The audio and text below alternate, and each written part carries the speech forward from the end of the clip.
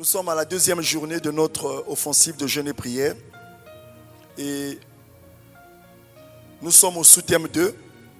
Jésus-Christ a reçu de Dieu un pouvoir illimité. Jésus-Christ a reçu de Dieu un pouvoir illimité. Éphésiens chapitre 1, verset 15 jusqu'au verset 23. C'est le texte que nous allons partager avec vous cet après-midi. Un très bon texte. Éphésiens chapitre 1, verset 15 au verset 23.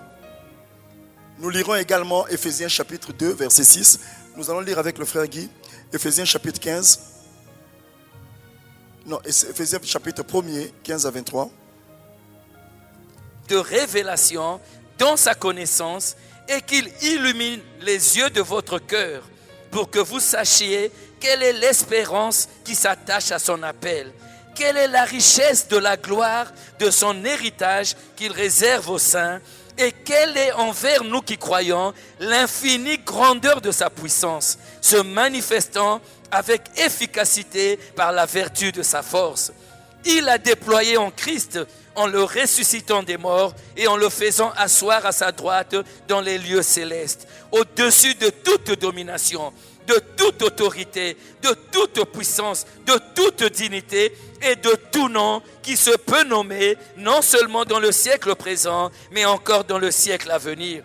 Il a tout mis sous ses pieds et il a donné pour chef suprême à l'Église, qui est son corps, la plénitude de celui qui remplit tout en tous. Amen. C'est un bon texte. L'apôtre Paul écrit cette lettre à l'église d'Éphèse. Et dans cette lettre, l'apôtre Paul dit beaucoup de choses. Mais nous voulons prendre l'essentiel pour ce qui concerne cette offensive. L'apôtre Paul ici, dans cette lettre qu'il adresse à l'église d'Éphèse, leur dit ceci: je ne cesse de rendre grâce pour vous, faisant mention de vous dans mes prières. Donc l'apôtre Paul était en train sans cesse de prier pour cette église, de prier pour les membres de cette église, de prier pour chaque personne dans cette église, homme comme femme, enfant comme jeune. Il priait pour ces personnes. Mais pourquoi l'apôtre Paul priait-il pour eux?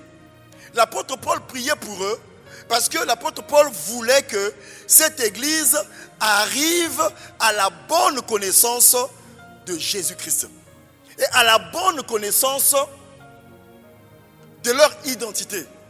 Et ce que l'apôtre Paul fait nous concerne aujourd'hui. Nous sommes à l'église. Nous sommes des enfants de Dieu, des serviteurs de Dieu. Nous sommes à l'église depuis des dizaines d'années, vingtaines d'années pour certains, trentaines d'années pour d'autres.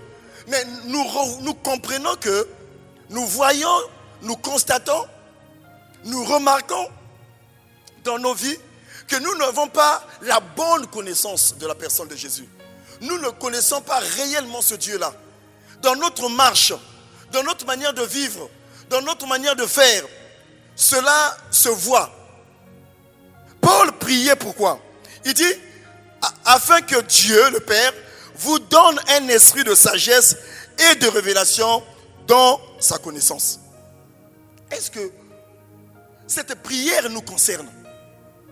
Tu ne peux pas, je ne peux pas prétendre marcher avec Dieu, vivre la bénédiction de Dieu sans connaître réellement qui il est. Les enfants d'Israël ont vécu cela. Dieu les a sortis d'Égypte.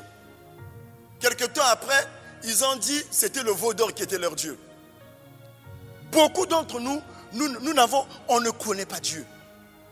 Véritablement ce qu'il est. Je le dis pourquoi? Dans notre vie de tous les jours, si nous connaissions réellement Dieu, ces lieux seraient remplis. Parce que tout ce que nous cherchons ailleurs, en lui, nous l'avons gratuitement.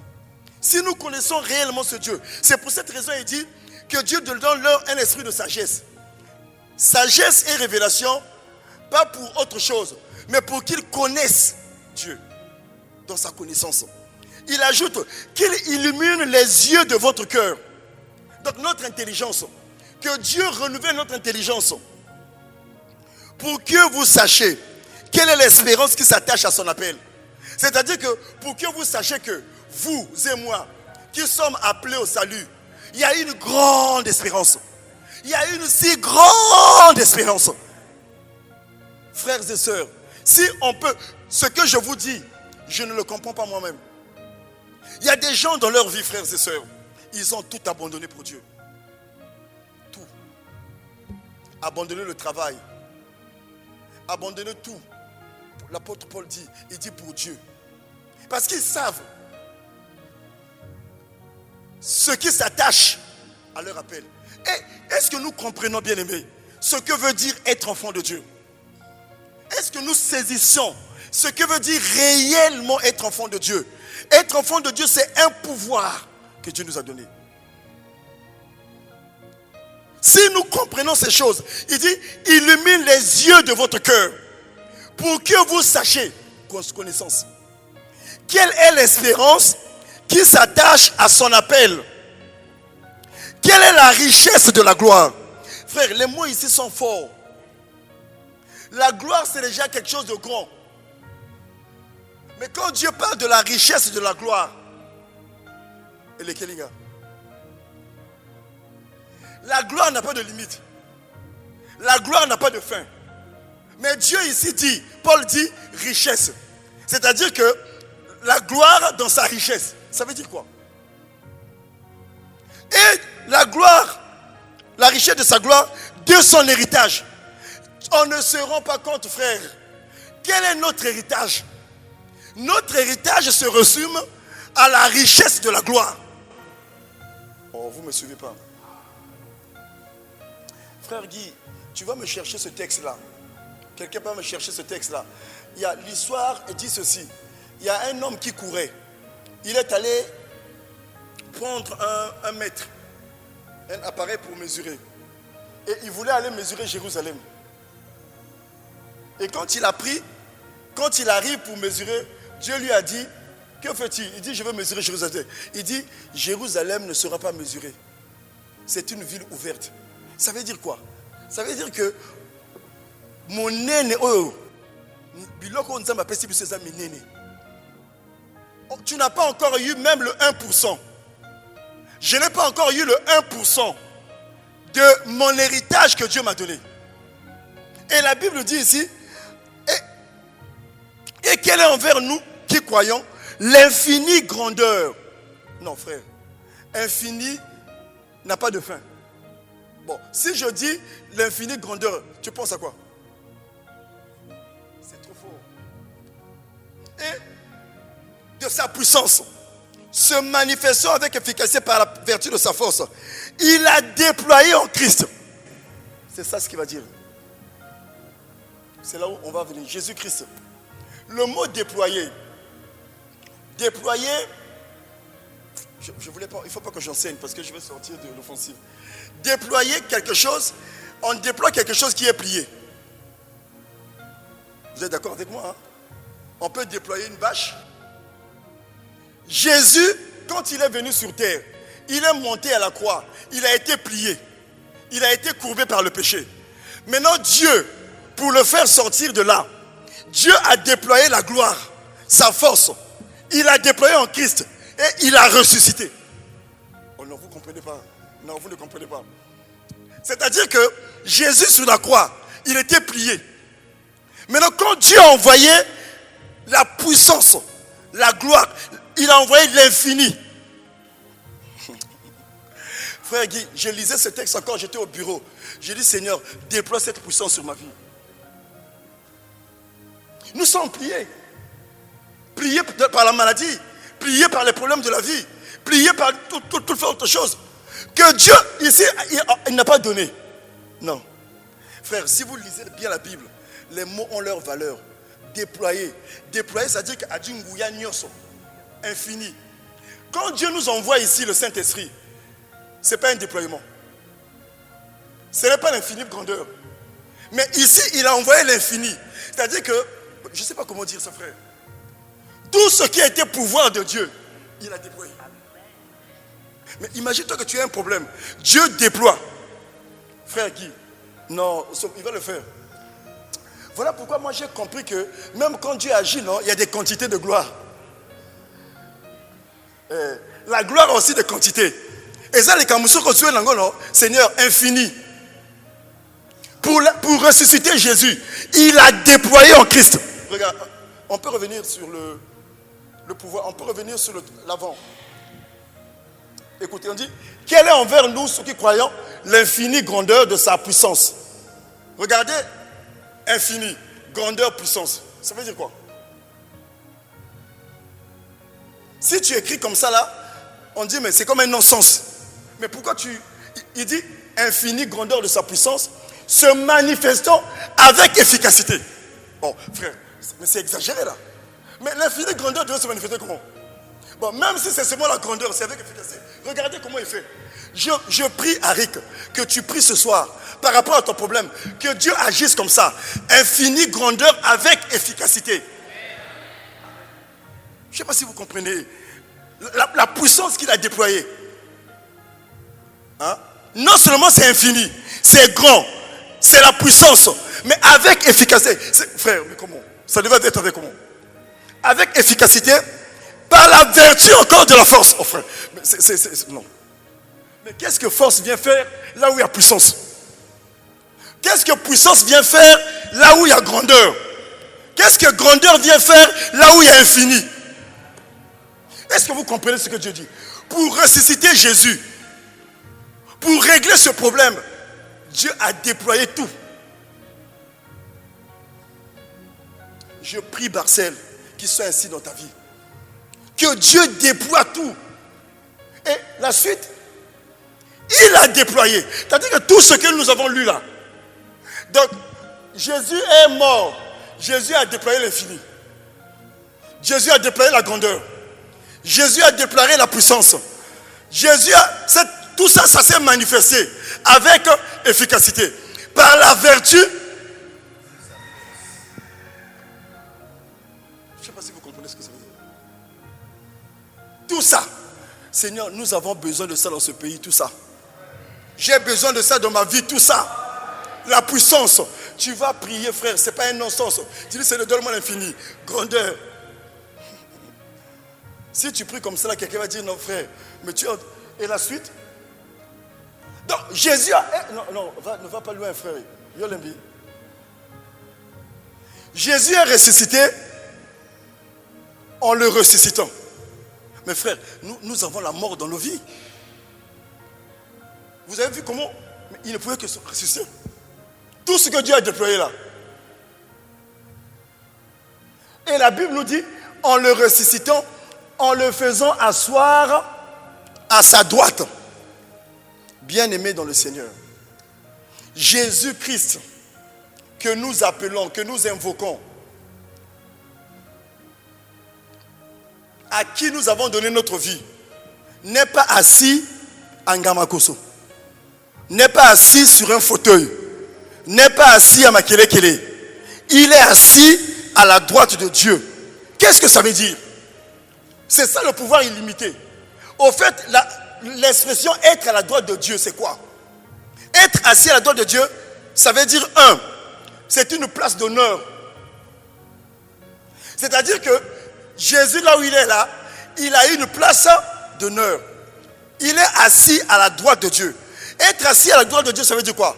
C'est-à-dire que Jésus a le même statut, a le statut égal que le Père.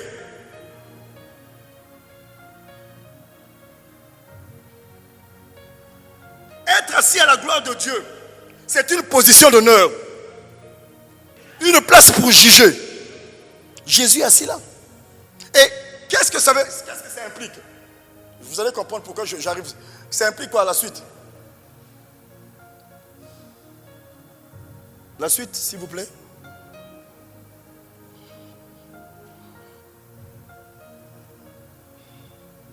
C'est-à-dire que là où il est assis là, il est au-dessus de tout. Non. Je ne sais pas si tu comprends. Quand je dis au-dessus, ce n'est pas au 4e étage, non. Il est assis à la... Reviens un peu. Je ne sais pas pourquoi les gens ne comprennent pas qui est Jésus.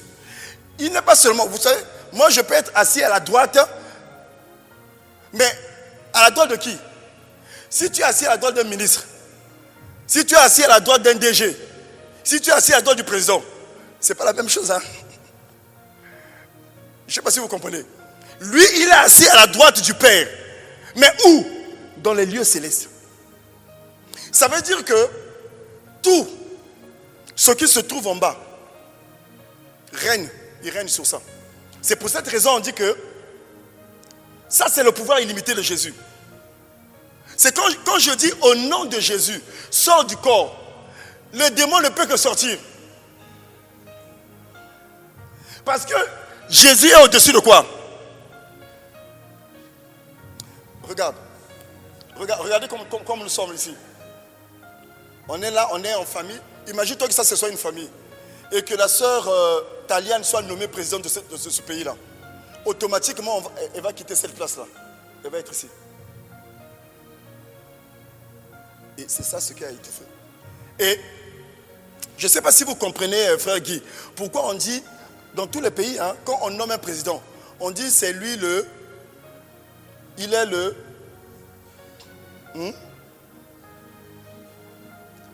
Non, chef des armées, c'est tout.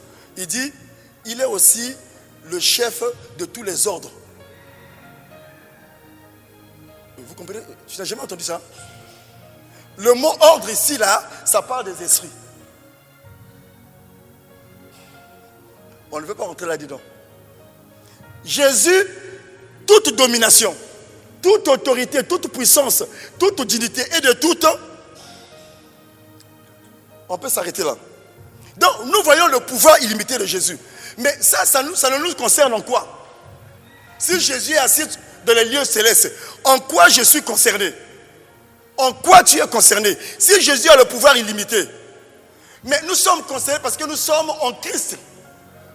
Et en Christ, Jésus nous emmène aussi, il nous fait asseoir avec lui. Ephésiens 2, verset 6. Vous allez comprendre ce que je dis.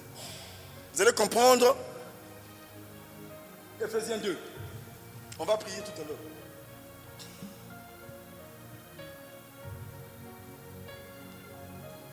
Ephésiens 2, 6. C'est-à-dire que si Jésus est assis à la droite du Père, à la droite, moi qui suis en Jésus, je suis... Regardez. Regardez ce que ça veut dire, frère Guy.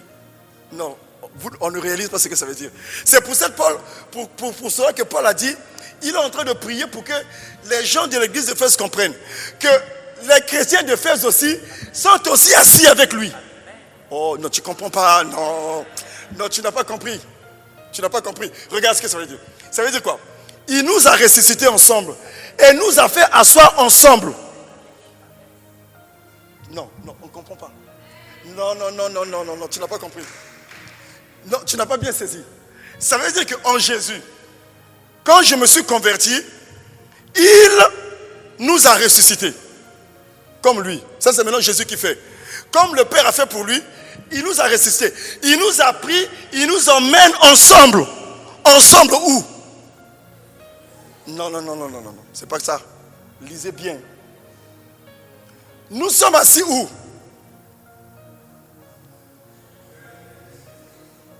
Où? Ça veut dire quoi? Ça veut dire qu'en réalité, nous, unis à Jésus, ma position n'est pas celle que j'ai aujourd'hui. Parce que les dominations aussi sont sous moi. Oh mes frères, non, frère Guy. On ne peut pas avoir peur des sorciers. Parce que nous sommes assis. Non, je ne sais pas si vous comprenez. Je ne sais pas si tu réalises, frère Guy. Non. Frère Rick. Non, je ne sais pas si tu comprends. Je comprends qu'on ne va pas comprendre. Il faut qu'on prie pour nous. Pour que l'intelligence s'ouvre. Parce que c'est incompréhensible. Nous sommes assis. Il dit ensemble. C'est-à-dire que quand chaque chrétien se convertit, Dieu en Christ, il accepte Jésus, Jésus l'emmène, il le fait asseoir avec lui. Bien que la personne soit sur terre, ça veut dire quoi? Ça veut dire que cette personne-là, les dominations sont sous lui. Les autorités sont sous lui. Non, frère, est-ce qu'on comprend? Non, on ne saisit pas. On ne saisit pas. On va peut-être prier. On va lire quand même un texte. Je ne sais pas si on a compris. Il faut que Dieu prie pour moi, Seigneur. Que je comprenne. On va lire Matthieu 4, 16. Je vous explique. Pour que nous comprenions le sujet de prière de Jésus. Donc moi, tel que je suis là, je suis aussi assis. Donc ça veut dire que toute domination, toute autorité, rien n'est au-dessus de moi. Oh. Il dit ensemble. Ensemble avec il qui? C'est Jésus. Ensemble. Regardez. Non, Matthieu 4, 16. 4, 16. On va lire. Je vous explique et puis on va prier. Je pense que Matthieu 4, 16 sera notre sujet de prière. Frère Mbani, dans nos familles, je t'explique pour que tu comprennes. Dans ma famille, dans ta famille, nous avons des membres de nos familles qui sont dans l'occultisme. Un chef de famille peut aller voir un féticheur. Et le féticheur peut faire des gris-gris. Et souvent on nous dit non, ils ont protection à la famille. On entend dire ça, hein? On a protégé tout le monde. Quand tu vous demandes, non, ce qu'on a fait là, ce n'est pas un fétiche, ce n'est pas mauvais, c'est pour la protection. Ces choses que les féticheurs font, nous prennent, nous fait asseoir quelque part. Pour nous cacher. Non, vous ne comprenez pas. Est-ce que vous ne comprenez pas? Quand on dit, Salibino qui c'est la famille, pour la Kobomba Bino, c'est-à-dire qu'on vous enlève, vous vivez ici, on va vous cacher dans un lieu. Pour que quand on vous jette les mwanza, il y a des gens sur le qui vont monter Simbaté. Il y a même des gens quand vous tirez sur eux. Et Simbaté. Toute la famille. Pourquoi? Parce qu'un membre de la famille a fait un fétiche. Donc on les fait asseoir quelque part. Ce quelque part là, c'est ça. Écoutez ce que Jésus dit. Ce peuple assis où? Pose-toi la question. Avant de terminer cette offensive. Où est assise ma famille? Il y a deux lieux. Si ta famille n'est pas assise dans les lieux célestes avec Jésus, elle est assise dans les ténèbres.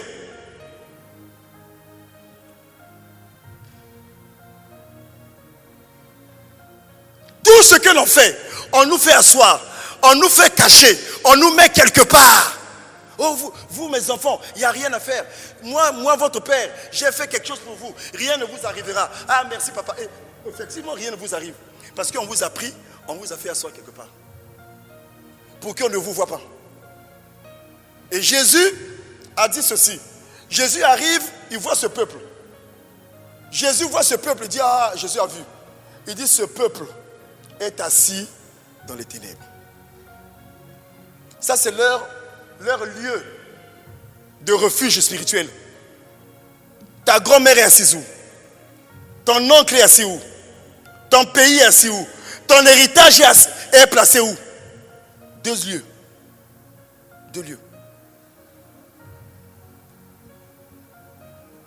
A vu une lumière, et ceux qui étaient assis dans la région et l'ombre de la mort assis. Le mot assis, ça ne veut pas dire que Bavan dit non, c'est séjourné. Côté Yozana Congo, toute la famille est assise dans le lac. On vous a fait asseoir dans une forêt. On vous a fait asseoir quelque part. Mais en Christ, Dieu nous fait asseoir dans les lieux célestes. C'est le pouvoir qu'il a reçu. Donc le texte que nous lisons ce matin nous donne le pouvoir de Christ. La position de Christ, nous la partageons avec lui. Celui qui a compris ces choses ne peut pas avoir peur. Mais la question, le Congo est assis où?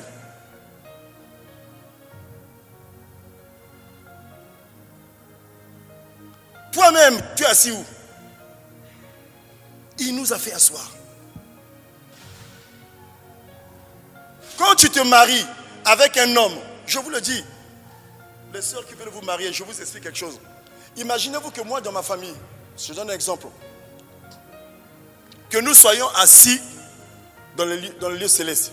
Quand j'épouse cette femme-là, ensemble, par le lieu du mariage, nous sommes assis là-bas. Mais si tu tombes sur une femme, sur un monsieur, ta famille est assise dans les ténèbres. Quand vous vous mariez, il n'y a pas mémé dans la ténèbre. C'est pour cette raison, l'histoire du mariage, ce n'est pas l'histoire que... Le mariage, ce n'est pas une question d'amour seulement. Non. C'est d'abord une question spirituelle. Les amis avec qui vous marchez, les relations que nous avons, même une amitié, peut faire qu'on te emmène, on te fait asseoir quelque part. Jésus est assis. Frère Guy, n'oublie jamais cette position-là. Les esprits sont en bas, nous sommes assis en haut. Mais ce n'est pas notre manière de voir les choses. Nous sommes craintifs, peureux. Craintifs. Toute domination. Toute domination. Toute domination. Et ça, c'est notre prière. Ma prière, Seigneur, aide-moi à comprendre là où je suis assis. Change ma manière de marcher. Nous sommes assis. Ce peuple est assis dans les ténèbres. Ce peuple est assis dans les ténèbres. Ça veut dire que ce peuple, spirituellement, vit dans les ténèbres. Physiquement, sur terre, spirituellement. Mais en Christ, nous sommes assis dans les lieux célestes. Ça veut dire que, frère, c'est ça. Remercions le Seigneur.